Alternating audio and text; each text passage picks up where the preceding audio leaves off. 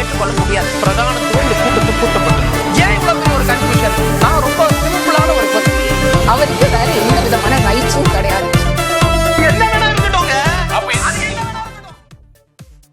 நேர்பட பேசி நிகழ்ச்சிக்கு உங்கள் அனைவரையும் அன்போடு வரவேற்கின்றேன். இன்றைய நிகழ்ச்சியில் நாம் வாதிக்க இருக்கக்கூடிய தலைப்பு என்பது கம்யூனிஸ்ட் கட்சி தாவேகா குறித்தான தாவேகா அரசு குறித்தான விமர்சனத்தை முன் வச்சிருக்கிறாங்க. கம்யூனிஸ்டுகள் ஆதரவில் தான் தாவேகா ஆட்சி நீடிக்கிறது, நாங்கள் வேண்டுமா அதிகாரிகள் வேண்டுமா விஜய் அவர்கள் முடிவு செய்து கொள்ளட்டும் என்கிற பொருளில் பேசியிருக்கிறார் திரு சண்முகம் அவர்கள், தலைமை செயலாளர் தொடர்பான விவகாரத்தில். மற்றொரு புள்ளியில் நாம் பார்க்கிற போது மாணிக்கம் தாகூர் அவர்களோட எதிர்வினை, விஜய் அவர்களை பிரதமராக முன்னிறுத்தி தாவேகா அமைச்சர்கள் எல்லாம் பேசுவதற்கு அவர் எதிர்வினையாற்றி இருக்கிறார். அவர் சொல்வது விஜய்க்கு ஆதரவாக முதல் கடிதம் கொடுத்ததே காங்கிரஸ் தான், அப்படி இல்லை என்றால் அவர்களோட கதையை அமித்ஷா முடித்திருப்பார் அப்படின்னு பேசியிருக்கிறார். இந்த ரெண்டு புள்ளிகளை மையமாக வச்சு தான் நம்ம தலைப்பை கட்டமைச்சிருக்கிறோம். தாவேகா கூட்டணியில் என்னதான் நடக்கிறது, இதுதான் தலைப்பு. நான் விருந்தினர்களை உங்களுக்கு அறிமுகம் செய்து விடுகிறேன். அரசியல் ஆய்வாளர் திரு பெருமாள் மணி அவர்கள், வணக்கம் பெருமாள் மணி. எழுத்தாளர் ராம்கி அவர்கள், வணக்கம் ராம்கி. பத்திரிகையாளர் திரு பிரியன் அவர்கள், வணக்கம் பிரியன். நம்மோடு இன்னும் சற்று நேரத்தில் பத்திரிகையாளர் சுவாமிநாதன் அவர்களும் இணைய இருக்கிறார். அவரையும் வரவேற்றே வாதத்திற்குள் செல்லாம். பிரியன், உங்களிடமிருந்தே தொடங்குறேன். சண்முகம் அவர்கள் எங்கள் தயவில் தான் ஆட்சி நடக்குது அப்படின்னு திரும்பவும் கோடிட்டு காண்பித்து பேசுகிறாரு. நாங்கள் வேண்டுமா அதிகாரிகள் வேண்டுமா அப்படின்னு பேசுகிறார். இன்னொரு புறம் மாணிக்கம் தாகூர் ரொம்ப கடுமையாக சொல்கிறார், நாங்கள் தான் முதல்ல கொடுத்தோம், அப்படி இல்லைன்னா அமித்ஷா கதையை முடிச்சிருப்பார். என்னதான் தாவேகா கூட்டணியில் போயிட்டுருக்கு? அதாவது சிபிஎம் கம்யூனிஸ்டுகளை பொறுத்த மட்டும், சிபிஎம் சிபிஐ பொறுத்த மட்டும் அவங்க அதிகாரத்தில் பங்கு பெறலை. அதே மாதிரி அந்த கூட்டணிலேயே அவங்க இல்லை. ஒரு கூட்ட மாமல்லத்தில் போட்டாங்க, நாங்கள் கூட்டணியில் சேரலைன்ற விஷயத்தை அவங்க சொல்லிட்டாங்க. ஸோ மற்றவங்களாம் தான் அங்கே கூடியிருந்தது நம்ம பார்த்தோம் நம்ம. ஸோ ஒரு விஷயத்தில் அவங்க தெளிவாக இருக்காங்க. அதிகாரத்துக்கு வெளியில் இருக்கிறது மூலமாக பல விஷயங்களை விமர்சனம் பண்ணக்கூடிய ஒரு அளவில் தான் அவங்க இருக்காங்க. குதிரை பேரத்தெல்லாம் கூட பண்ணக்கூடாதுன்ற விஷயங்கள்லாம் அவங்க சொன்னாங்க. பல விஷயங்களை அவங்க கருத்துக்களை தைரியமாக வெளிப்படுத்திட்டு இருக்காங்க. இது தாவேகாவுக்கு ஒரு சங்கடமாக கூட இருக்கலாம், சில சமயங்களில் சொல்ல முடியாது. ஆனால் அது இப்போ நடக்கிற இந்த விஷயங்கள் இருக்குல்ல, இதில் கம்யூனிஸ்டுகள் ஒரு சரியான ஸ்டாண்ட் எடுத்திருக்காங்களான்னா அது கொஞ்சம் யோசிக்கக்கூடிய ஒரு விஷயமா நான் பார்க்குறேன். டெல்லியில் ஜென்சி போராட்டம் நடந்த பிறகு மாநிலங்கள் கொஞ்சம் சட்டம் ஒழுங்கு பிரச்சனையை ஜென்சி இளைஞர்களோட எப்படி கையாளணுன்ற ஒரு விஷயங்கள், போராட்டங்கள் எப்படி கையாளணும்னு வரும்பொழுது தமிழ்நாடு அரசு, பல்வேறு மாநில அரசுகளும் இந்த மாதிரி நடவடிக்கை எடுத்துக்கலாம். மாநில அரசு ஒரு சர்க்குலர் இஷ்யூ பண்ணுறாங்க. அது செக்ரட்டரியேட்லேருந்து ஒரு லெட்டர் வருது. அந்த லெட்டரை பேஸ் பண்ணி டைரக்டர் ஆஃப் காலேஜ், கல்லூரி இயக்குனர் ஒரு எல்லா கல்லூரிக்கும் இஷ்யூ பண்ணுறாரு. அப்போ செக்ரட்டரியேட்லேயே அந்த லெட்டர் வருது. அதான் முக்கியமான விஷயம். சீஃப் செக்ரட்டரி ஒரு மீட்டிங்கை போடுறாருன்னு சொல்கிறாங்க. அதில் ஒரு பொதுவான ஒரு சர்க்குலர் இருந்தால் பரவாயில்ல, எஸ்எஃப்ஐன்னு ஒரு ஆர்கனைசேஷனை குறிப்பிடுறாரு. அது சிபிஎம்மோட ஸ்டூடெண்ட்ஸ் விங். அதை குறிப்பிட்டு அது மற்றும் இடதுசாரி இயக்க மாணவர் இயக்கங்களோட நடத்துகிற போராட்டங்களில் மற்ற மாணவர்கள் எல்லாம் இணையறதை அதை வாட்ச் பண்ணணும். வருவாய்த்துறை, மாவட்ட நிர்வாகம், காவல்துறை 3 பேரும் சேர்ந்து ஒருங்கிணைந்து வாட்ச் பண்ணணும்னா இன்னும் அவங்க தடை செய்யப்பட்ட இயக்கத்தை சேர்ந்தவங்களும் அவங்கெல்லாம் எஸ்எஃப்ஐலாம். அது இந்த மாதிரியான ஒரு விஷயத்த அதுவும் சிபிஎம் சிபிஐலாம் சப்போர்ட் பண்ணுற, கவர்மெண்ட்டை சப்போர்ட் பண்ணுற ஒரு இயக்கங்கள், நீட் சம்பந்தப்பட்ட ஒரு விஷயங்கள் நடந்தபோது, டெல்லியில் நடந்தபோது, இங்கே நீட்டுக்கு எதிரான விஷயங்கள் நடந்தபோது விஜய் அரசு அதை அடக்கினாங்க. ஆக்சுவலாக அவங்களுக்கு ஒழுங்காக பர்மிஷன் கொடுக்கல, அவங்களை அடக்கினாங்க. சிபிஐ ஆஃபீஸில் போய் போராட்டம் நடத்த வேண்டிய கட்டாயத்தை அவங்க ஜென்சி தள்ளப்பட்டதை நம்ம பார்த்தோம். மற்ற இடங்களை அடக்கினாங்க. திராவிடர் கழகம் நீட்டுக்கு எதிராக ஒரு விஷயங்கள் இருவண்டி சக்கர பிரச்சாரம் நடத்த முயன்ற போது பெரியார் திடலுக்குள்ளேயே தடுத்து நிறுத்தியது தான் விஜய் அரசு ஆக்சுவலாக. ஆனால் கொள்கை அளவில் நீட்டுக்கு எதிராக இருக்கும் பேசுகிறாங்க, தீர்மானம்லாம் போடுறாங்க. அப்போ என்ன இவங்களோட நோக்கம் என்னன்னா, இந்த அதிகாரிகள், போலீஸ் அதிகாரிகள் அல்லது நிர்வாகத்தை கவனிக்கிற அதிகாரிகள், அவங்களுக்கு இந்த போராட்டம்னால அலர்ஜியா இருக்கும். போராட்டம்னால அலர்ஜி அவங்க. ரெண்டு கம்யூனிஸ்டுகள் ஒரு புறம் நாங்கள் எங்க தயவுல தான் இந்த ஆட்சி இருக்குன்னு சொல்ற ஒரு தன்மை பார்க்குறோம். இது அதிகாரிகள் செஞ்சுட்டாங்க அப்படின்னு ஒன்று. இன்னொன்று நீங்கள் பார்க்குறீங்க, இப்போ மூத்த அமைச்சர், மூத்த அரசியல்வாதியாக இருக்க திரு செங்கோட்டையன் முதற்கொண்டு விஜய் பிரதமர் அப்படின்னு சொல்றது இருக்குல்ல, ராகுல் இருக்கார், கூட்டணியில் இருக்கிறாங்க, எல்லாரும் இப்போ தொடர்ந்து வரிசை கட்டி சொல்ற தன்மை இருக்குல்ல, இதெல்லாம் ஏன் நடக்குது அப்ப? இல்லை, அதாவது முதல்ல சிபிஎம் அதிகாரிகளை பற்றி சொல்றதே சரியில்லை. முதல்ல ஆக்சுவலாக நீங்கள் கொந்தளிக்கிறதுல ஒரு நியாயம் இருக்கு, அதில் எந்த விதமான சந்தேகமும் இல்லை. அந்த குஜிலியம்பாறை தாசில்தார் கம்யூனிஸ்டுகளை கணக்கெடுக்க சொன்னார். அதெல்லாம் ஒரு கொந்தளிக்கிற சமாச்சாரம் தான். அதில் இல்லை, அது சர்க்குலரும் சரி, அந்த தாசில்தார் நடந்து கொண்ட விதமும் சரி. ஆனால் இதுக்கெல்லாம் பின்னாடி சீஃப் செக்ரட்டரி இருக்கார், அவரை எடுத்து மறியல் பண்ணுறது தான் வேடிக்கையாக இருக்குது எனக்கு ஆக்சுவலாக. ஒரு கவர்மெண்ட்டோட செயல்பாடுகளில் இப்படி ஒரு சர்க்குலர் வந்து சீஃப் செக்ரட்டரி இஷ்யூ பண்ண எஸ்எஃப்ஐ பேரை குறிப்பிடுறாங்க அப்படின்னா அது நிச்சயமா அதிகாரத்தில் இருக்கிற அரசியல்வாதியான விஜய் அவர்களுக்கோ உயர்கல்வித்துறை அமைச்சருக்கோ தெரியாமல் இருக்கிறதுக்கான வாய்ப்பே கிடையாது சார். ஏன்னா உங்களுக்கு சப்போர்ட் பண்ற ஒரு கட்சியுடைய இயக்கத்தை பத்தி நீங்க குறிப்பிடுறீங்க அந்த சர்க்குலர்ல. அப்ப நீங்க என்ன முதல்வர்கிட்ட சொல்லாதான் அந்த சர்க்குலர் இஷ்யூ பண்ணீங்களா? அப்ப முதல்வர் வந்து அதிகாரிகள் தனியா இயங்குறாங்க, முதல்வர் தனியா இயங்குறாரா? யாரை எடுத்து போராட்டம் நடத்துறீங்க? விஜய் எழுத்துன போராட்டம் நடத்தணும், தமிழ்நாடு கவர்மெண்ட் எழுத்துன போராட்டம் நடத்தணும், சீஃப் செக்ரட்டரி ஒரு அதிகாரி எழுத்து யாராவது போராட்டம் நடத்துவாங்களா? Tamil Nadu government chief secretary issue பண்ணாலும் சரி, அது வேற எக்ஸ்ஆர்ஒய் இஷ்யூ பண்ணாலும் சரி, அந்த ஆர்டர்ன்றது வந்து தமிழ்நாடு கவர்மெண்டோட ஆர்டர். தமிழ்நாடு கவர்மெண்ட் எடுத்து போராட்டம் நடத்துறதை விட்டுட்டு ஏதோ சீஃப் செக்ரட்டரி எடுத்து போராட்டம் நடத்துறீங்கன்னா அதுல உங்களுடைய அந்த அணுகுமுறை இருக்குல்ல, கம்யூனிஸ்ட் அணுகுமுறை, நீங்க கொந்தளிக்கிறது நியாயம், நீங்க போராட்டத்துக்கான உங்க அணுகுமுறை இருக்குல்ல அது தவறு. ஏன் அப்போ வந்து நீங்க விஜய் எடுத்து போராட்டத்துக்கு தயங்குறீங்க?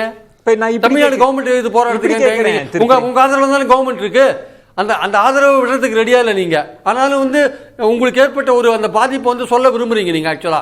அப்போ நேரடியா மோதுங்களை யார் வேணாம், ஆட்சி கொடுக்கிற ஆதரவு உங்களை யாரும் வாபஸ் வாங்க சொல்லல. தமிழ்நாடு கவர்மெண்ட் காரணம் சொல்றதுக்கான தைரியம் உங்களுக்கு ஏன் இல்ல? நான் இப்படி கேட்கிறேன். அப்போ முதல்வருக்கு தெரியாமலோ அமைச்சர்களுக்கு தெரியாமலோ தெரியாது. ஏன்னா இது பெரும்பான்மை அரசு இல்ல, கூட்டணி தயவோட தான் இருக்கிற அரசுன்னா எல்லாமே தெரிஞ்சுதான் நடக்கும்னா ரெண்டு விஷயங்கள் கூட்டணிக்குள்ள நடக்குது. விஜய பிரதமர்னு முன்னிறுத்துகிற தாவேக அமைச்சர்கள் போக்கையும் பார்க்கிறோம். நீங்க சொன்ன மாதிரி இந்த சர்க்குலர் தெரியாமலாம் நடந்திருக்காதுன்னா அப்ப என்ன ஓடுது கூட்டணிக்குள்ள? என்ன ஓடுது அப்போ? இல்ல கூட்டணிக்குள்ள இது வந்து இதெல்லாம் தெரிஞ்சுதானே எல்லாம் நடக்குது. அதாவது சிபிஎம்முக்கோ சிபிஐக்கோ இந்த ஆட்சிக்கு கொடுக்குற ஆதரவை வாபஸ் வாங்கணுன்ற எண்ணம் தற்சமயத்துக்கு இல்லை சார்.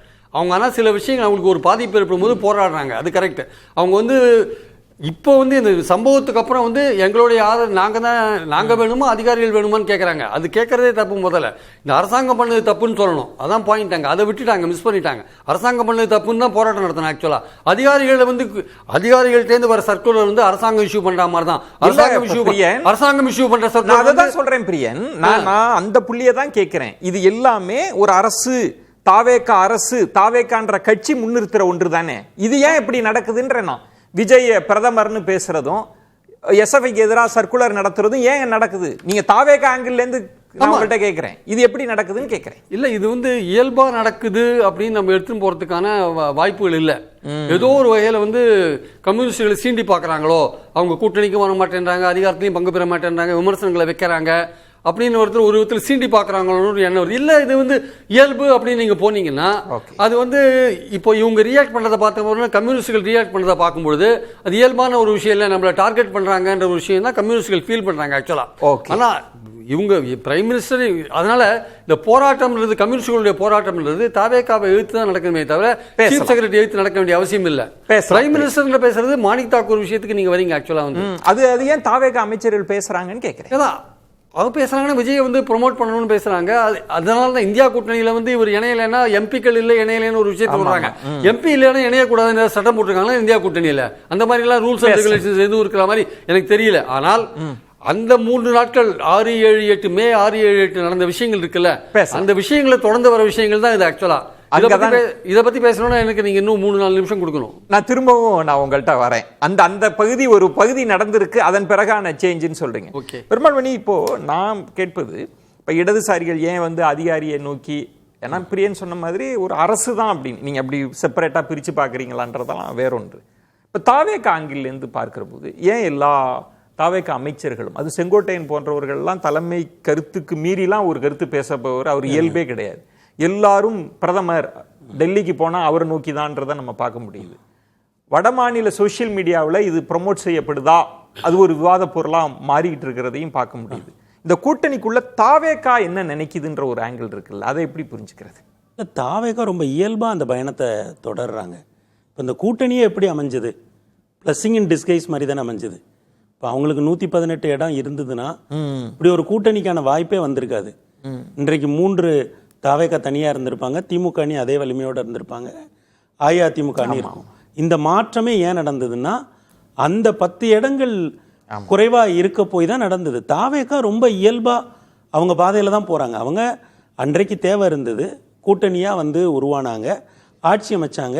இந்த 100 நாள்ல வந்து அவரோட இமேஜ் வந்து ரொம்ப பெருசா போயிருக்குது. ஏன்னா இப்போ என்னென்னலாம் சொன்னாங்க, இந்த அரசே நீடிக்காது, நீடிக்கிறதுக்கு வாய்ப்பே இல்லை அப்படின்லாம் சொன்னாங்க. ஆனால் இந்த அதற்கு பிறகு இந்த அரசு எடுத்த இந்த காரியங்களால் இப்போ வட இந்தியா முழுக்க இது பரவுது. இப்போ எனக்கே ஒரு தனிப்பட்ட அனுபவம் இருக்குது. நான் இந்தியாவில் வெவ்வேறு நகரங்களுக்கு போனேன். எல்லா நகரங்கள்லையும் சொல்லி வச்சது மாதிரி எங்கேருந்து வரீங்க அப்படின்னு கேட்ட உடனே அவங்க சொல்கிறது விஜய் தளபதி அப்படிங்கிறாங்க. இப்போ தமிழ்நாட்டில் நம்ம அப்படி சொல்ல மாட்டோம். விஜய் சொல்லுவோம் அல்லது விஜி சொல்லுவோம். ஆனால் இந்த வட இந்தியாவில், அல்லது வட இந்தியான்னு இல்லை, ஆந்திராவிலேருந்து ஆரம்பித்து யூபி வரைக்குமே நம்ம தமிழ்நாட்டிலேருந்து வரோன்னு தெரிஞ்சோடனே அவங்க கேட்கறது விஜய் தளபதிங்கிறாங்க. எப்படி இந்த பேர் உருவாச்சுங்கிறது ஆச்சரியமாகட்டும். ஆனா தொடர்ந்து சொல்லி வைத்தார் போல இன்னும் மாணிக்கம் தாகூர் எதிர்வினையாற்றியதற்கு பிறகு இன்னும் வீரியமா பேசுறாங்கன்னா அது ராகுல் அவர்களை சீண்டி பாக்குற மாதிரி இல்லையா? காங்கிரஸுக்கு கொடுக்கிற சிக்னல் இல்லையா சார்? தமிழ்நாட்டை பொறுத்தளவுல அவங்க கூட்டணியில இருக்காங்க சார். காங்கிரஸ்ங்கிறது தமிழ்நாட்டில் கூட்டணி இருக்காங்க. 5 அமைச்சர்களை வச்சிருக்காங்க. அதுல 5 எம்எல்ஏக்களுக்கு 2 பேர் அமைச்சரவையில் வச்சாச்சு. அதற்கப்புறம் காங்கிரஸ் ஒரு பெரிய பத்திரம் எழுதி கொடுத்துட்டு தாவேகா கூட கூட்டணிக்கு வந்தாங்க. நாங்க இன்னும் காலகாலத்துக்கும் உங்களோட தான் கூட்டணியில இருப்போம்னு. அதுக்கு திமுக கூட்டணியில இருந்த நெருக்கடி ஒரு காரணமா இருக்கலாம். ஆனா காங்கிரஸ் தாவேகாவை எப்படி பார்க்குதோ அப்படியே தாவேகா காங்கிரஸ் எப்படி பார்க்கும்? அப்படி இல்ல சார். நீங்க இன்னைக்கு எத்தனை சதவீத வாக்கு வச்சிருக்கீங்க? அவர் இன்னைக்கு தனி கட்சியா 35% ஆட்சி அமைக்கிறாரு. இன்னைக்கு மாணிக்கம் தாக்கூர் அந்த எதிர்வினையை பாருங்க. நாங்க தான் முதல் கடிதம் கொடுத்தது, நாங்க அப்படி இல்லை அப்படின்னா அமித்ஷா உங்களை காலி செஞ்சிருப்பாருன்னு சொல்றது இருக்குல்ல. ஆமா சார், அது ஒரு பெரிய ஸ்டேட்மெண்ட். இவ்வளவு நீங்க போறீங்க, அதுக்குள்ள நிறைய அரசியல் இருக்கு. சரி, இவ்வளவு ஏன் போறீங்க? காவிரி விவகாரத்துல என்ன சொன்னாங்க? தாவேகா என்ன சொல்லுச்சு? அங்கேயே முன்கை எடுக்க தானே செஞ்சாங்க. அந்த கர்நாடகா முதல்வர் குடும்பத்துக்கும் தமிழ்நாட்டோட ஒரு முன்னாள் முதல்வர் குடும்பத்துக்கும் நட்பு இருக்கு, அதனாலதான் இந்த மாதிரியான அறிவிப்புகள்லாம் வருதுன்னு சொல்லி அப்பவே முன்கை எடுக்க. ராகுல் விஜய் உறவு விரிசல் வராதா சார்? இது தமிழ்நாட்டை பொறுத்தளவுல ஒரு கூட்டணி. தமிழ்நாட்டில் யாரு பெரிய அண்ணன்? ஓகே, யாரு? தாவேகா தானே. தமிழ்நாட்டில் இருங்க, நீங்க தான் முதலமைச்சர் வேட்பாளர். ஆமா சார். நீங்க இந்திய அளவுல பிரதமர். சார் இதே தான் சார் அதிமுக அஇஅதிமுக பண்ணுச்சு, இதே தான் சார் திமுக பண்ணுச்சு. தாவேகா அப்படி அதை விட்டு கொடுக்கும் சார்? காங்கிரஸ் பெரிய அண்ணன்னு தாவேகா ஒத்துக்குமா? ஜெயலலிதா ஒத்துக்கிட்டாங்களா? இந்திய அளவுல அதான் சார், ஜெயலலிதா ஒத்துக்கிட்டாங்களா? இல்ல, அந்த இடம் இல்ல. ஒரு இடம் முக்கியமான ஒரு இடம் பெருமாள்மணி. நீங்க திமுக பாஜகவோடு இருந்தா வாஜ்பாய் தான் முன்னிறுத்தும். ஆமா சார்.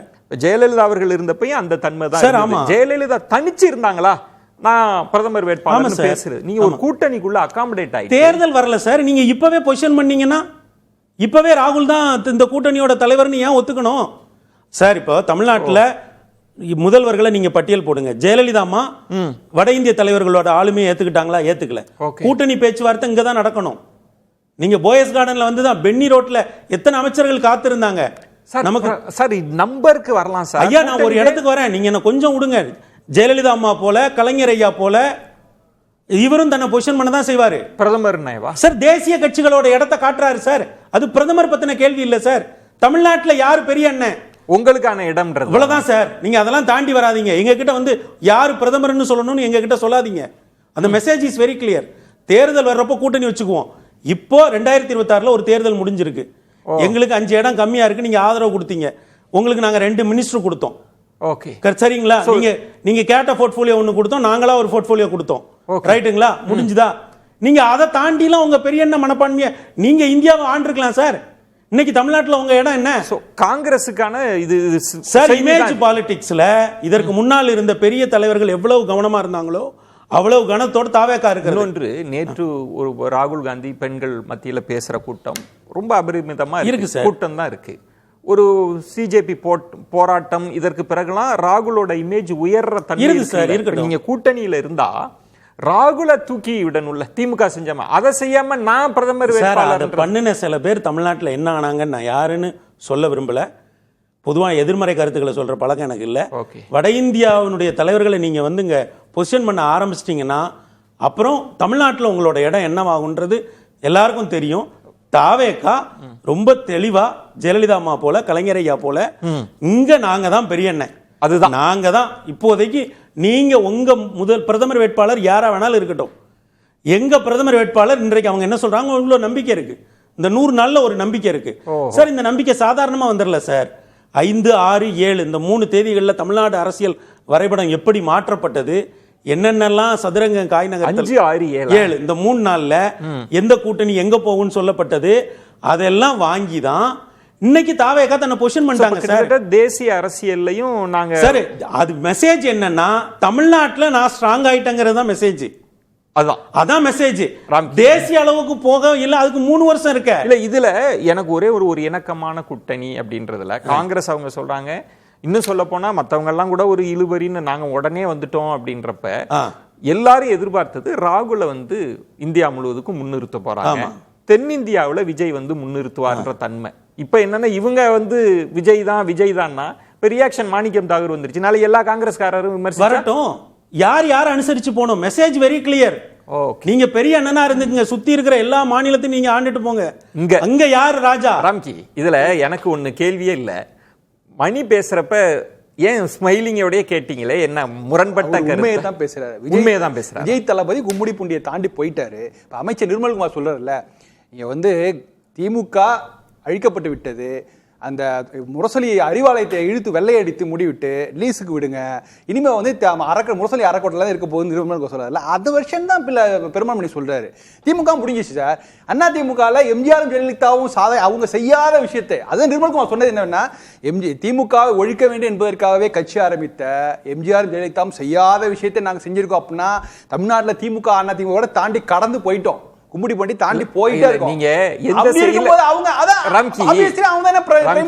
நம்ம சர்க்காசமா பேசுறப்ப பார்வையாளர்களுக்கு குழப்பம் வந்துடக்கூடாதுன்றதுக்காக இப்ப நிர்மல்குமார் சொல்றாரு, திமுக எத்தனையோ தோல்விகளை பார்த்திருக்கு, அதிமுக தோல்விகளை பார்த்திருக்கு. இப்ப 108 தான் அவங்க 1,50,00,000, அவங்க 1,4 கோடி. யாரும் 2 நாள்ல தலைமை கட்சி அலுவலகத்தெல்லாம் வாடகைக்கு இல்லை. இது எந்த தன்மை? இந்த அரசியல் விமர்சனத்துக்கு என்ன வெயிட்டேஜ்ன்றதெல்லாம் விட்டுருவோம். நீங்க சொல்ல வருது அந்த தன்மையில தான் இந்த கமெண்ட் இருக்கா? ஒரு தாவேக்காவுடைய தொண்டரோட குரலை தானே எதிர்விக்கிறார் பெருமாள்மணி. அவங்க அப்படிதான் நினைக்கிறாங்க. திமுக அண்ணா திமுக கடந்து போயிட்டாங்க போது அடுத்த கட்ட அங்கீகாரம் என்ன? Prime minister material. சோ அதனால ஒரு தென்னிந்தியாவில இருந்து ஒரு துணை பிரதமரோ அவரு காங்கிரஸ் தயவு சார் 5 இருக்குல்ல, நம்பர் கேம் இருக்குல்ல, அது வேண்டாமா உங்களுக்கு? ஆட்சி எதுல நின்னுட்டு இருக்கு? ஒரு வேவ் தான் சார். நம்ம அமைச்சர் ஜெகதீஸ்வரிக்கு தெரியாத நமக்கு தெரியாது. அவங்க சொல்றாங்கல்ல, இல்ல எனக்கு ஜெகதீஸ்வரி அவர்களை கூட இல்ல, எனக்கு செங்கோட்டையன் அவர்கள் அவரு பேசுறாருன்னா அவரு தகவல் இல்லாமல்லாம் பேசிட மாட்டாரு. அப்ப மணி சொல்ற மாதிரி டெல்லியில இருந்து நிறைய பேர் என்ன தொடர்பு கொண்டு உங்களுக்கு கிடைத்த முதல்வர் மாதிரி எங்களுக்கு ஒரு பிரதமர் கிடைக்கலையே, எங்களுக்கு தலைவர் கிடைக்கலையேன்னு என்ன கேட்டாங்க. அவங்க என்ன கேட்டாங்கன்னு தெரியாது. இப்ப தாவேக்கா அந்த நரேஷனுக்கு வந்துருச்சா? இனி இதுதான் இனி நீங்க எல்லாரும் பேசுறாங்களே, நீங்க தாவேக்காவுல அமைச்சர் பேசுறாங்க, அதிமுகல வந்த நெல்லை ஒரு எம்எல்ஏ இருந்தாருல அவர் பேசுறாரு, இசக்கி சுப்பையா எல்லாருமே பேசுறாங்க. அப்படிங்கும்போது அடுத்த கட்ட நோட்டிக்கு போறாங்க. இப்படி பேசுறாங்கனாலே சிக்னல் கொடுக்கப்பட்டிருக்குன்றது பொருள். ஆனா இதற்கு இடதுசாரிகளும் காங்கிரஸும் ஒத்துழைக்க, அங்கதான் பெரிய பிரச்சனை. இப்ப நீங்க எடுத்து தலைப்பா தான் இடதுசாரிகளுக்கு உடன்பாடு இருக்கா அப்படின்னா, உஜிலியம்பாறை விஷயங்கிறது ஒரு அதிகாரியோட ஆர்வ கோளாறுன்னு சொல்லி கடந்து போல இடதுசாரிகள். அதுக்கு பின்னாடி ஒரு ரொம்ப விரிவாக பிரவீன் சார் கூட சொன்னாங்க, ஏன் ஒரு சீஃப் செக்ரட்டரி எதிராக போராட்டம்னா அதுக்கு தேவைப்படுகிறது. ஏன்னா இடதுசாரிகளுக்கு தெரியுது இந்த அரசு அதிகாரிகள் பேச்சை கேட்டு நடந்து கொள்கிறது, அதனால இங்கே பிரச்சனைக்குரியவர்கள் அதிகாரி மட்டங்களா இருக்கிறதுனால தான் அதை குறி வைத்து இடதுசாரிகள் சொல்றாங்க. எல்லா விஷயங்களும் நீங்க இந்த குஜிலிபாரம் சொல்லாதீங்க. கர்நாடகாவில் தமிழர்கள் தாக்கப்பட்டது, இந்த கரூர் சம்பவத்துல உங்களுக்கு அரசு வேலை வாய்ப்பு கொடுத்து, இது எல்லா விஷயத்திலையும் அதிகாரிகளோட ஆலோசனையின் பேரில் முதல்வர் செயல்பட்டதனால அந்த சிக்கல்னு இடதுசாரிகள் புரிஞ்சிட்டு இருக்காங்க. அதனாலதான் அவங்க வந்து குறிப்பாக அதிகார வர்க்கத்தை நோக்கி எல்லாருமே நீங்க சொன்னதுல ஒரு சின்ன பேட்டர்ன் இருக்கு. சண்முகம் அவங்க பேசுறதுலயும் எங்களோட தயவு தான், மாணிக்கம் தாகூர் அவர்கள் எங்களுடைய ஆதரவுல தான் இருக்குன்னு பேசுறது அந்த துணி இருக்கு. பாத்தீங்களா உங்க ஆட்சி எங்கள்கிட்ட. ஆனாலும் ஏன் இதெல்லாம் நடக்குது? அப்ப என்ன சொல்ல வராங்கன்ற கேள்வி இருக்குல்ல. அது இடதுசாரிகளுக்கு புரியுது, இது வந்து அதிகாரிகளுடைய ஆட்சி, அதனால செய்யறாங்க. அதனாலதான் முதல்வரை கோரிக்கை வைக்கிறாரு, சீஃப் செக்ரட்டரியை மாத்துங்கிறாரு. அவங்களுக்கு உடனே அவர் சொன்னதுக்கு அடுத்த நாளே பதவி நீட்டிப்புக்கு மத்திய அரசு அனுமதி. அதெல்லாம் டாட் எல்லாம் கனெக்ட் பண்ணி பாக்குறாங்க இடதுசாரி. அவர்களுக்கு ஒரு சந்தேகம் வந்து விட்டது. என்ன தென்னிந்தியா முதல்வர் மாநாட்டில் வந்து உள்துறை அமைச்சர் வராரு, உடனடியாக பதவி நீட்டிப்புக்கு அனுமதி, இதெல்லாமே கனெக்ட் பண்ணி பாப்பாங்க சார். இடதுசாரியா ரொம்ப நுணுக்கமான பார்வை கொண்டவர், அவங்க பாப்பாங்க கண்டிப்பா. அந்த ஒரு சில புள்ளிகள் வச்சிங்க, அந்த புள்ளியில தான் ராம்கி கோலம் போட்டுட்டு இருக்கிறாரா? அதை நோக்கி தான் வராரா? என்ன வேற மாதிரி சினாரியோ போகுதா? நிச்சயமா இடதுசாரிகள் வந்து ஏதோ நடக்குது, அது எங்களுக்கு உடன்பாடு இல்ல, இந்த அரசு நீடிக்கணுங்கிறதாக ஒரு விஷயத்தை கமிட் பண்ணிட்டோம், அதுல நிப்போம் அப்படிங்கிறதுனால ஆதரவு அளிக்கிறாங்க. முழு மனதாக ஆதரவு அளிப்பதா எனக்கு தெரியும். இந்த மாதிரி ஊகமா பேசுறாங்கல்ல, எங்க தயவுல தான் நிற்கும், உங்க தயவுல தான் நிற்கும். அதுதானே உண்மை, ஊகம் கிடையாது. அதுக்கு தான் தாவேகா பதில் சொல்லியிருக்கு. ஏங்க 107 சீட் வச்சிருக்கிறது பெரிய ஆளா, 5 சீட் வச்சிருக்கவங்க பெரிய ஆளாங்க? அவங்க அதான் சொல்றாங்க. உங்ககிட்ட 5 பேர் இருக்கு, ரைட்? சென்னை தெருக்குள்ள இல்ல முடிச்சிரேன் 10 பேர் முக்கிய சார். இதுல நீங்க கேக்குற கேள்வி தான் சார் முக்கியமான கேள்வி. என்னன்னா அப்புறம் ஒவ்வொருத்தரும் சொல்லுவாங்க எங்க தயவு உங்க தயவு. காங்கிரஸுக்கே நேரடியா பதில் சொல்லியாச்சு. சரிங்களா? எது பெரிய நம்பர்? 107 தானே பெரிய நம்பர். அவ்வளவுதான். இந்த அரசு இருக்கு. நீங்க அன்றைக்கு ஆதரவு கொடுத்தேன், இன்றைக்கு ஆதரவு கொடுத்தேன், எங்க தயவுல இருக்கு உங்க தயவுல இருக்கு, அதெல்லாம் இல்ல.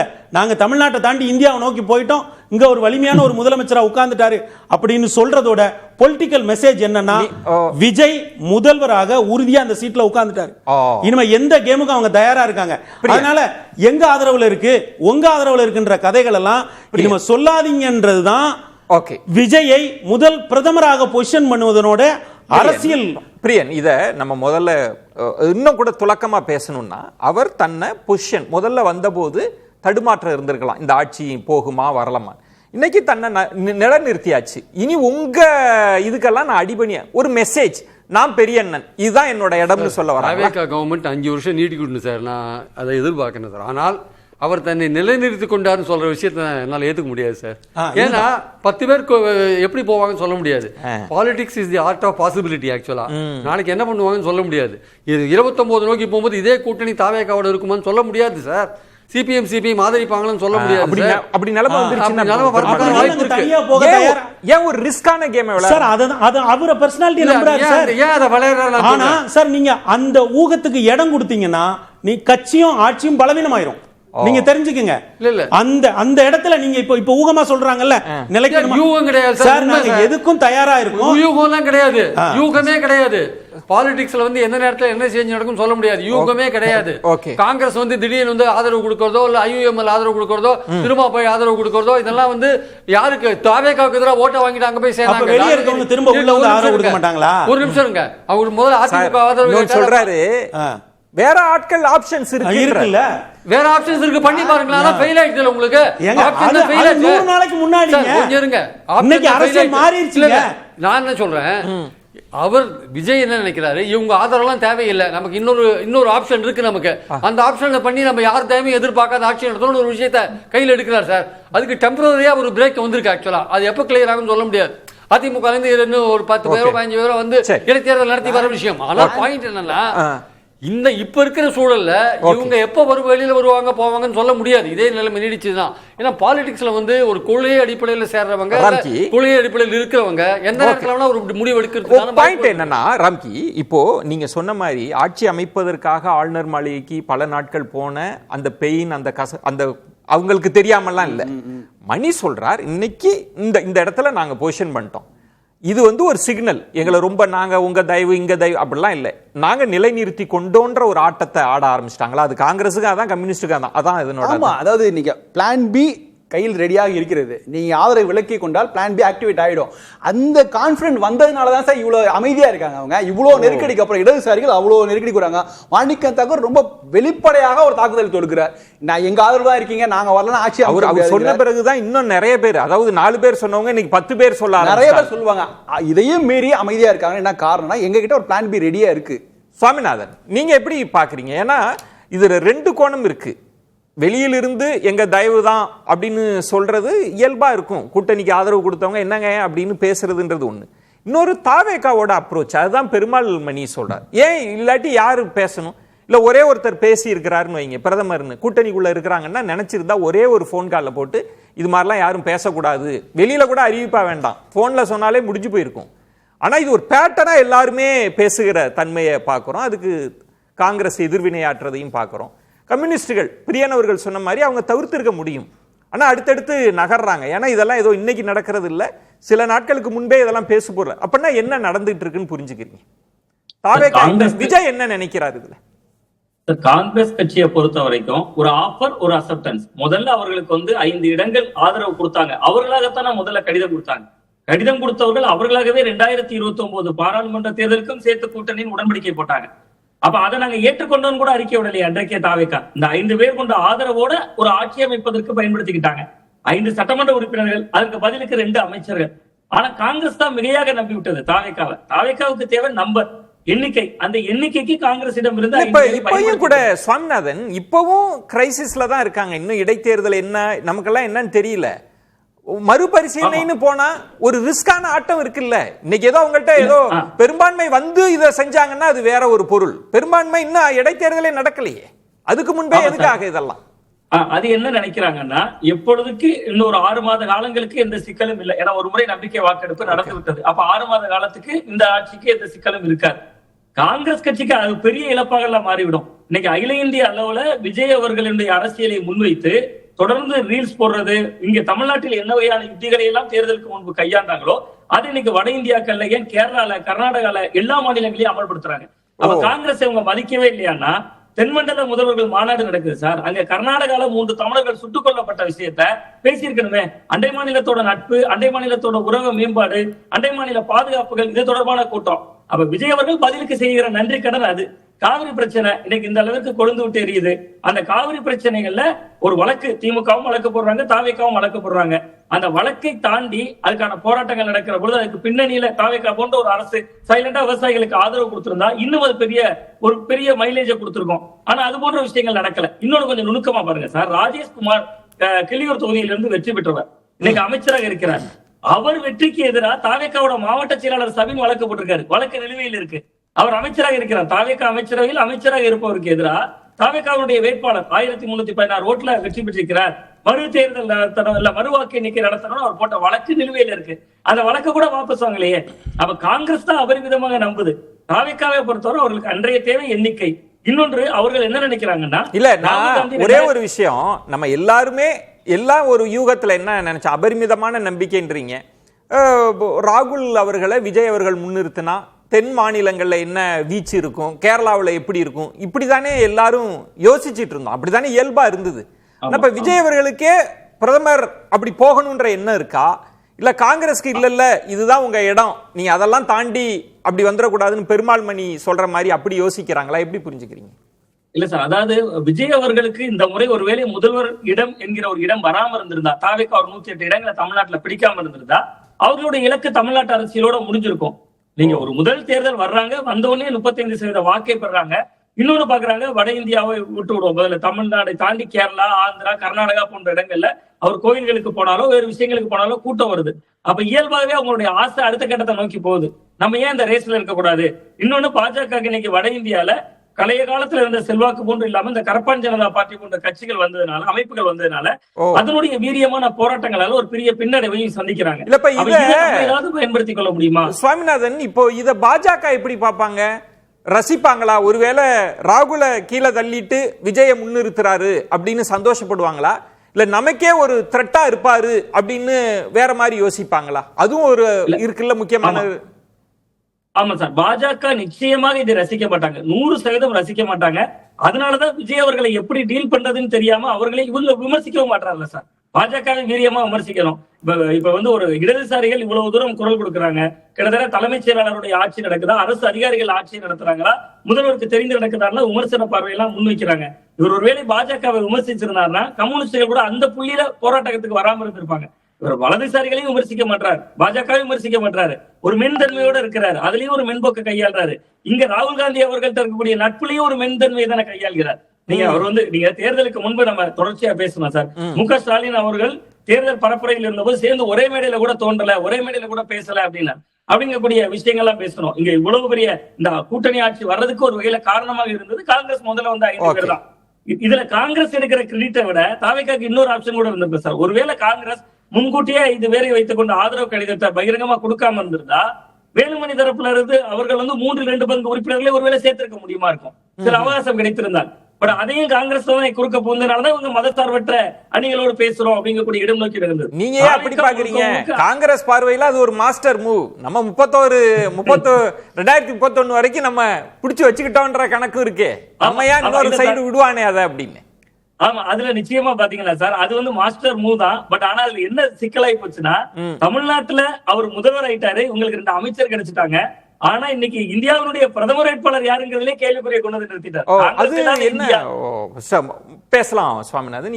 இதுக்கு பின்னாடி வியூகங்கள் கணக்குகள் இல்லாம இது நடக்காது. இது ஏதோ இயல்பான அப்ப என்ன இது சார் முதல் விஷயம், விஜய் பலமான முதலமைச்சரா பொசிஷன் பண்ணப்படுறாரு. அவர் ஒரு பலமான முதலமைச்சர். நீங்க சும்மா நாங்க முதல்ல கடிதம் கொடுத்தோம், எங்க கிட்ட 5 பேர் நம்பர் வேண்டாமா, 118 வேண்டாமா? we will manage. ஓ அவ்வளவுதான். இது டே 1 இல்ல சார், மே மாசம் 4ஆம் தேதி இல்ல, ஆகஸ்ட் மாசம் வந்துருச்சு இல்ல. அப்போ என்னன்னா முதல் விஷயம், அவர் ஒரு பலமான முதலமைச்சர். ஓ அவர்கிட்ட நீங்க அவரோட உயரம் என்னன்னு தெரிஞ்சுக்கங்க. அவரோட உயரம் பிரதமரோட உயரம். அவரு அடுத்து பிரதமருக்கே நாங்க பொசிஷன் பண்ணுவோம். அதாவது பெருமாள்மணி சொல்லுங்க. கலைஞர் அவர்களே என் உயரம் எனக்கு தெரியும்னு சொன்னாரு. ஜெயலலிதாவே ஒரு கட்டத்துக்கு பிறகு அந்த சார் அன்னைக்கு சோசியல் மீடியா இல்ல. இன்னைக்கு வந்து தமிழ்ல போடுற ரீல்ஸ் வந்து ஏஐயால டிரான்ஸ்லேட் ஆகி வட இந்தியால சர்க்குலேட் ஆகுது. அந்த நீங்க வந்து டிஜிட்டல் கணக்கு எடுத்து பாருங்க சார். சும்மா சாதாரணமா வட இந்தியாவுக்கு போகுது சார். என்னன்னா இது காலம் மாறிடுச்சு. ஆனால் நீங்க சார் ஒரே ஒரு செய்தி தான் சார், விஜயை நீங்க ஆதரவு கொடுத்தீங்கன்றதுனாலயோ இல்ல நீங்க வெளியே இருக்கிறீங்கன்றதுனாலயோ இல்ல நீங்க எதிரில இருக்கிறீங்கன்றதுனாலயோ முடிச்சிடல. பலவீனமான முதலமைச்சரா பார்க்காதீங்க. அவர் ரொம்ப பலமான முதலமைச்சரா இருக்கார், எதற்கும் தயாராக இருக்கிறார். அதான் செய்தி. பிரியன், பெருமாள்மணி சொன்னதுல நீங்களும் அந்த நுணுக்கமான இடத்தை சொன்னீங்க.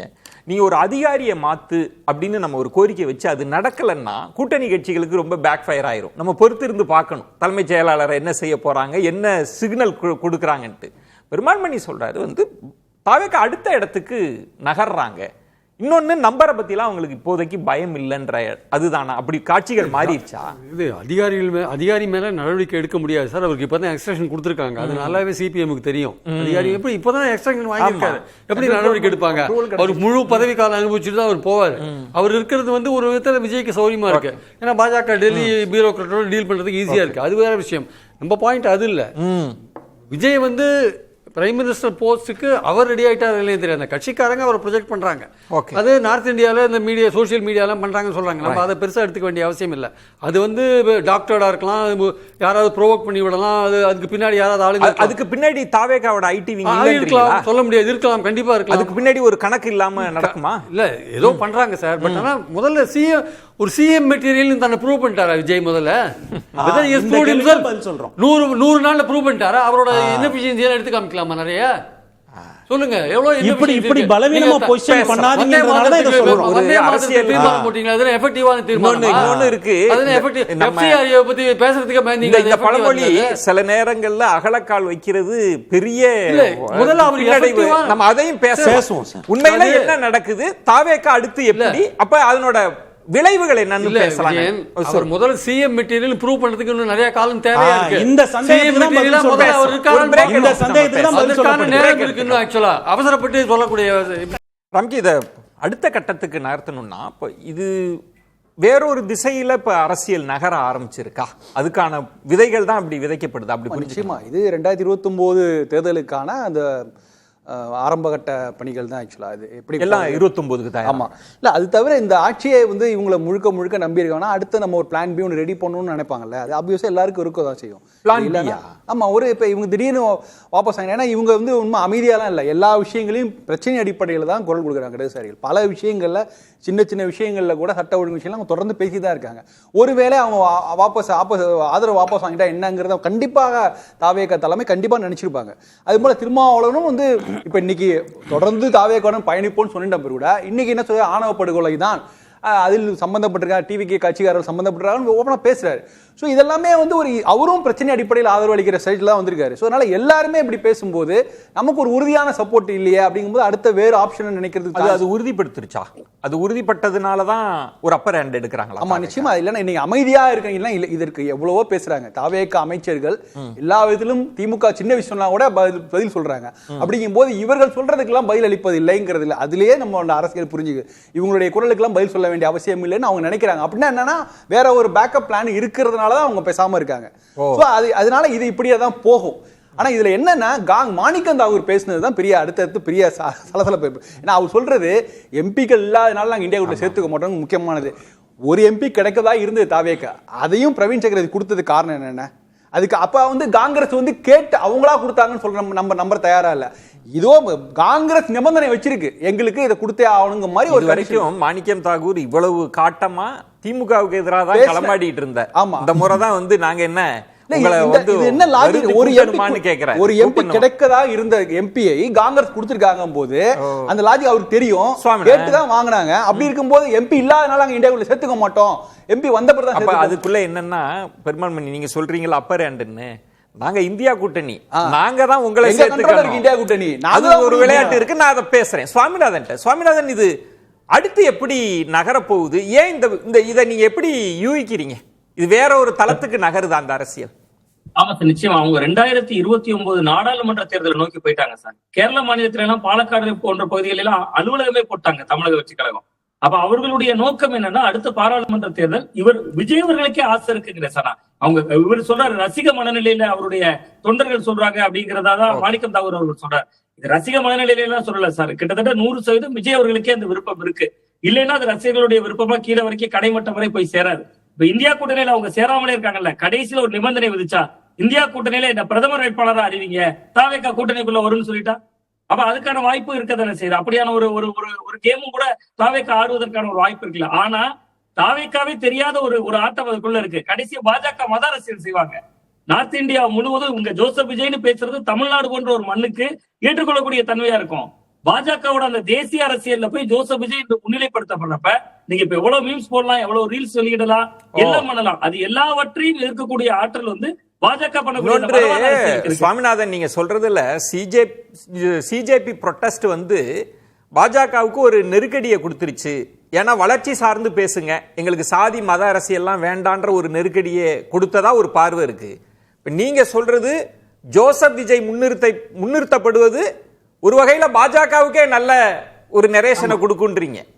ஆமா சார், அது பாஜகவுக்கு விருப்பமானதா இருக்குன்றீங்க. பாஜகவுக்கு அவர் ராகுலோட ஃபைட் பண்ணி அந்த அணிக்குள்ளேயே போறது ரொம்ப லாபமான ஒன்று தானே. நீங்க அவங்க தனியாக அவர் நின்றாலும் லாபம், மூன்றாவது அணிக்கு முகமாக மாறினாலும் லாபம், நீங்க பாஜகவோட பேச்சை கேட்டுக்கொண்டிருந்தாலும் லாபம். ராகுல் காந்தி அவர்களை வீழ்த்தி விட்டு அவர் இந்தியா கூட்டணியில அவரை விட பெரிய வலிமையா வந்துட்டாருன்னா அது டபுள் லாபம்.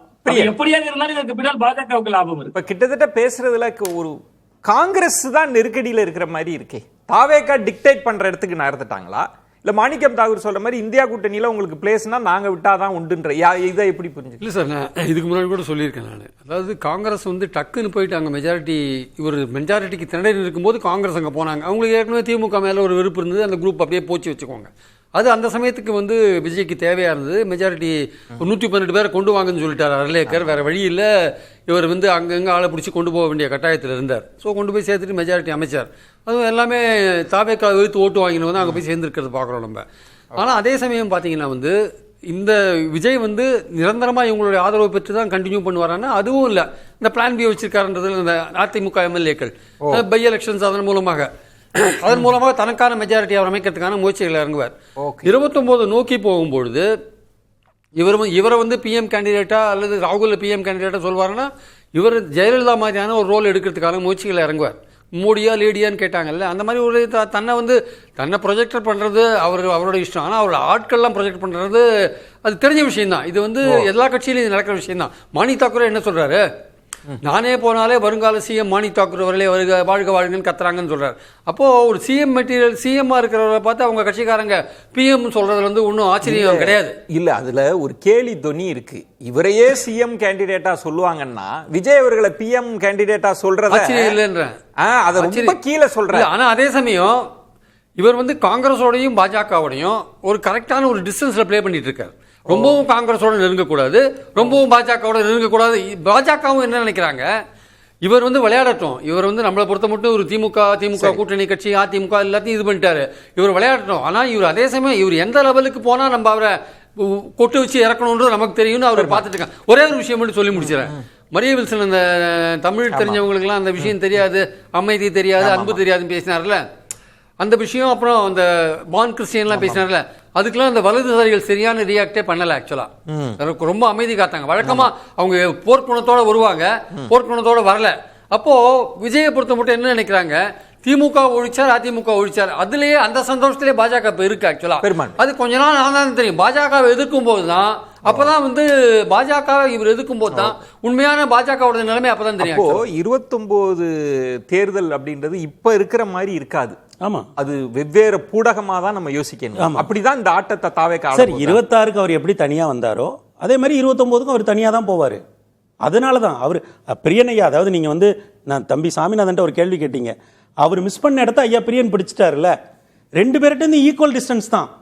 அது காங்கிரஸாக இருக்கட்டும் பாஜகவாக இருக்கட்டும், இங்கே நான் தான் ராஜா. நீங்கள் வந்து உங்களுக்கு ஆட்சி அதிகாரத்தில் பங்கு கொடுத்தாச்சு, ஐயா ராகுலை கூப்பிட்டு பதவியேற்பு மேடையில் உட்கார வச்சாச்சு, அதெல்லாம் வேற. ஆனால் அதை தாண்டி வராதிங்க. அப்போ பிரியனையா சொல்றதுதான் 2 பேர்கிட்ட ஈக்குவல் டிஸ்டன்ஸ். இப்போ இந்த சூழல்ல ராகுல் கடந்த முறை ஸ்டாலின் அவர்கள் ராகுலை முன்னிறுத்தினப்ப கூட ப. சிதம்பரம் அவர்கள் சொன்னாங்க, அது என் காங்கிரஸுக்குள்ளேயே நாங்க ஒருமித்த கருத்துக்களை இல்ல, இந்த கூட்டணியை உடைச்சிரும். ஆனா திரு ஸ்டாலின் அவங்க சொன்னாங்க அப்படின்ற ஒரு இடம் காங்கிரஸே தயங்கிய இடம். ஆனா இப்ப இருக்கிற சூழலை பார்த்தா ராகுலை தான் அவங்க பொசிஷன் பண்ண போறாங்க. ஆமாங்க. இங்க வந்து விஜய் அவர்கள் குறுக்க வந்தாங்கன்னா அதை எப்படி சார் இது வந்து நீங்க இடையில ஒண்ணு நடந்தது. 2017க்கு அப்புறம் என்ன நடந்தது? ஐயா மோடியோட அத்தாரிட்டியை அதிமுக ஏத்துக்குச்சு, ஐயா ராகுலோட அத்தாரிட்டியை திமுக ஏத்துக்குச்சு. அவங்க பிரதமராகவே 2 பேரும் பொசிஷன் பண்ணாங்க. 2017க்கு முன்னாடி எப்படி இருந்தது? கலைஞர் ஐயா ஜெயலலிதா அம்மா காலத்துல அதே இடத்துல இவர் வந்து நிக்கிறாரு. நீங்க உங்க பாருங்க, கூட்டணியில இருங்க வெளியே இருங்க அதெல்லாம் ஒண்ணு இல்ல. 2006ல காங்கிரஸ் வெளியே இருந்தானே ஆதரவு கொடுத்தாங்க. அப்ப திமுக என்ன நிலைப்பாட்டில் இருந்தது? அதே மாதிரி என்னன்னா அந்த வரிசையில வருதாரு கலைஞர் ஐயா ஜெயலலிதா அம்மா வரிசையில என்ன வராரு? சார் தேசிய கட்சிகள் நீங்க எங்க வேணா இருங்க சார், இவ்வளவு உங்க தூரம் இவ்வளவுதான். இல்ல நீங்களே பிரைம் மினிஸ்டர் கேண்டிடேட்டா ஒண்ணு இப்போ நம்ம சமூக ஊடகங்கள்ல பாக்குறோம். அதுக்கு பின்னணி யார் இருக்காங்க, அது ஐடிவிங்கோ எது வேணாலும் இருக்கட்டும், அவங்க ஒரு கார்டு போடுறாங்க, பார்த்தா மோடி அவங்க இருக்காங்க, அமித்ஷா அவர்கள் இருக்காங்க, யோகி இருக்காங்க, அடுத்து பார்த்தா விஜய் தான் போட்டு கார்டு போகுது இல்ல. அப்ப இந்த ரேஸ்ல நாங்க தான் இருக்கோம்னு சொல்ல வராங்களா? சரி இவங்க ஏன் இது போகுது இந்த மாதிரி கார்டு? நாங்க காங்கிரஸ் நாங்க ராகுல பிரதமரா பொசிஷன் பண்ணலங்கிற நியூஸ் வெளியே தெளிவா போகுது. ஏன்னா கூட்டணியில இருக்காங்கல்ல. இப்போ நீங்களே ஒரு வார்த்தை என்ன சொல்லிட்டீங்க, இந்தியா கூட்டணிக்குள்ள காங்கிரஸ் அதாவது தாவேகாவுக்கு இடம் கொடுக்கணும் காங்கிரஸ் தான் சார். தாவேகா கூட்டத்துக்கு காங்கிரஸ் வந்துச்சு சார், இந்தியா கூட்டணிக்கு தாவேகா போல சார். உங்களுக்கு புரியுதுங்களா? எவ்வளவு கவனமான நீங்களே ஒரு இடத்துல அப்படி பிறல்ற போது யாரை கூப்பிட்டு போல? மகாபலிபுரத்துக்கு அவங்க வந்தாங்களா இல்லையா? இவங்க டெல்லிக்கு போனாங்களா? அப்ப விஷயம் என்னன்னா, நீங்க யாரா வேணா இருங்க, இந்தியாவை எவ்வளவு நாள் ஆண்டு இருக்கீங்க, அதெல்லாம் பிரச்சனை இல்ல. இங்க நான் தான் ராஜா, உங்க 2 பேரோட ஈக்குவல் டிஸ்டன்ஸ்ல தான் இருப்பேன். நிறைவு சுற்று தாவேகா கூட்டணியில என்னதான் நடக்கிறது அப்படின்றப்ப அரசியல்ல சில விஷயங்கள் ஸ்தூலமா தெரிஞ்ச பிறகு பேசுறதுன்றது வேறு, சில விதைகள் தான் இருக்கும், சில புள்ளிகள் தான் இருக்கும், அதை வச்சு பிடிச்சி பேசுறதுன்றது வேறு. அப்படிதான் நம்ம பேசியிருக்கிறோம். சுவாமிநாதன், இது எதை நோக்கி நகரும் அப்படின்னா எப்படி சம்ம பண்ணுவீங்க சுருக்கமா? இது வந்து முழுக்க 2029 பாராளுமன்ற தேர்தலுக்கான மெசேஜா தான் அவங்க காங்கிரஸ் டீல் பண்ணிட்டு இருக்காங்க. நான் என்ன பாக்குறேன் சார், 2019 2024 2 முறையும் இந்தியா கூட்டணியில 2019 எல்லாம் கிட்டத்தட்ட மு.க. ஸ்டாலின் அவர்கள் தான் ராகுல் காந்தி அவர்களை பிரதமர் வேட்பாளர்னு சொன்னார். 2மே தோல்வி மாடல். அப்ப இவ்வளவு தூரமும் விஜய் அவர்கள் அடுத்த கட்டமா அவங்க இந்தியா முழுவதும் செய்யக்கூடிய விதை என்பது காங்கிரஸ் கூட்டணியில, அதாவது இந்தியா கூட்டணியில தன்னை பிரதமர் வேட்பாளரா முன்னிலைப்படுத்தணுங்கிற இடம் நோக்கி தான் நகர்வார். தனிச்சினா 543 பேர் கிடைக்கணும், அந்த இடம் சாதாரண இல்ல, தமிழ்நாடு போன்று இல்ல. ஓகே ராம்கி, சுருக்கமா சொல்லணும்னா எப்படி சொல்லுவீங்க, எதை நோக்கி நகர்? இந்தியா டெல்லி காங்கிரஸ் தலைமை என்ன நினைக்குதுன்னா, இந்தியா கூட்டணியில் விஜய் இடம்பெற வேண்டும், ராகுல் காந்தி பிரதமராக அவர் பேசணும் தான் நினைக்கிறார். அதனாலதான் அவர் பதவி ஏற்புக்கு வந்தாரு.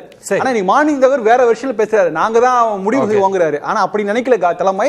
அவங்க வந்து வரணும்னு எதிர்பார்க்கறாங்க, வந்து அவங்க பண்ணு. இப்ப இன்னைக்கு விஜய் வந்து ராகுல் காந்தியை பிரதமர் வேட்பாளராக ஸ்டாலின் முன்னிறுத்தியதை விட பல மடங்கு அதிகமா ஸ்ட்ராங்கா முன்னிறுத்த வேண்டும் என்று காங்கிரஸ் தலைமை விரும்புகிறது, எதிர்பார்க்கும். பிரியன், இன்னைக்கு நம்ம தமிழ்நாட்டில் பார்த்துட்டு இருக்கிற இந்த அரசியல் வந்து கூடிய வரையில் முடிவுக்கு வந்து வேற ஒரு காம்பினேஷன் வரதுக்கான வாய்ப்புகள் நிறையா இருக்குது. தாவேகா வந்து தங்களை வந்து தாங்களே மெஜாரிட்டி பெரும் அளவுக்கான ஒரு முயற்சிகளில் இறங்குவாங்க. அப்படி இறங்கும்போது வேறு விதமான ஒரு கூட்டணிகள் தமிழ்நாட்டில், ஈவன் பழைய கூட்டணியை திமுக மற்ற கூட்டணி கட்சிகள் அந்த மாதிரியே கூட உருவாகிறதுக்கான வாய்ப்புகள் நிறையா இருக்கிறத பார்க்குறோம். தாவேகா இப்போ எடுக்கிற முயற்சிகள்லாம் வந்து 29 நோக்கி போகும்போது அதற்கு பலன் கொடுக்குமா இல்லையா என்பது அவர்கள் செயல்பாடுகள் தான் இருக்கு. சார் இது பலன் தரலாம், இல்ல பெரிய செட்பேக்காவும் மாறலாம்ல, சம்ம பண்றதுன்னா எப்படி சொல்லி? சார் கலைஞர் ஐயா ஜெயலலிதா அம்மா போல ஒரு வலிமையான தலைவராக விஜய் இந்த 100 நாள்ல உருவாயிட்டார். திஸ் இஸ் மை லேண்ட், இங்க நான் சொல்றதுதான் ரூல்ஸ். இந்த ஆட்டத்தில் நீங்க இருப்பீங்கன்னா இருங்க, இங்க என்கிட்ட இடம் குறைவா இருக்கலாம், இடம் அதிகமா இருக்கலாம், நீங்க இந்தியாவை அவ்வளவு நாள் ஆண்டு இருக்கலாம், அதெல்லாம் வேற. இந்த தமிழ் நிலத்துக்குள்ள நான் தான் பெரிய தலைவன் அப்படிங்கிறத விஜய் தெளிவா எல்லாருக்கும், கூட்டணி கட்சிகள் எதிர்கட்சிகள் எல்லாருக்கும் சொல்றாரு. அதோட ஒரு முனை தான் அவரை பிரதமரா பொசிஷன் பண்றது. பொறுத்திருந்து பார்ப்போம். விருந்தினர்களுக்கு நெஞ்சம் நிறைந்த நன்றிகளை தெரிவித்துக் கொள்கிறேன். மற்றொரு தலைப்புல சந்திக்கலாம். நன்றி, வணக்கம். அது வந்து கண்டிப்பா ஏற்றுக்கொள்ள முடியாது. பிரதானத்துவம் இந்த கூட்டத்துக்கு கூட்டப்பட்டது. ஏன் இவ்வளவு ஒரு கன்ஃபியூஷன்? நான் ரொம்ப